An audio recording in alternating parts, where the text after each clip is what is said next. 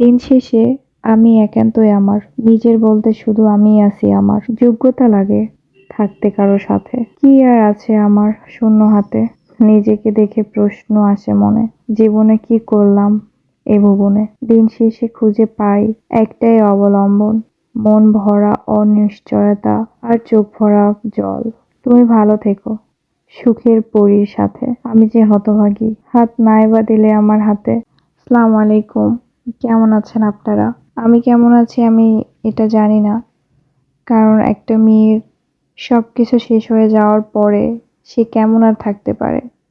সবকিছু উপরওয়ালার ইচ্ছায় হয়েছে এটাও মানি, কিন্তু এতটা খারাপ কেন হয়? একটা মেয়ের সাথে যখন এই ধরনের কোনো অপ্রত্যাশিত কিছু ঘটে, আসলে সেই মেয়েটাই জানে তার আসলে কি হচ্ছে।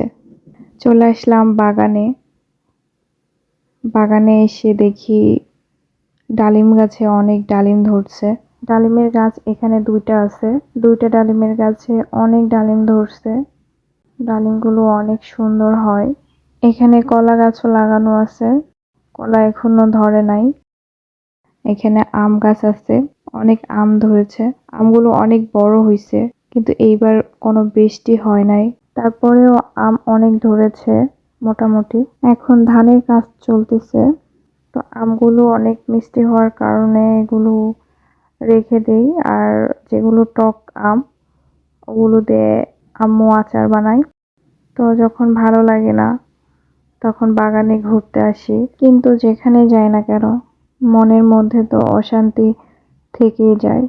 কোথাও গেলেই মন একটু স্বস্তি পায় না, ভালো লাগে না কোনো কিছুতেই, কিন্তু কিছু করার নেই।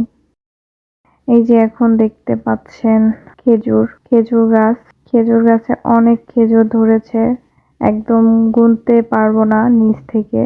যদিও গাছটা অনেক বড় না, তারপরেও গোনা সম্ভব না। আল্লাহর কি রহমত, একটা ঝোপায় কতগুলো যে অসংখ্য অসংখ্য বেহিসাবি খেজুর ধরেছে। আলহামদুলিল্লাহ।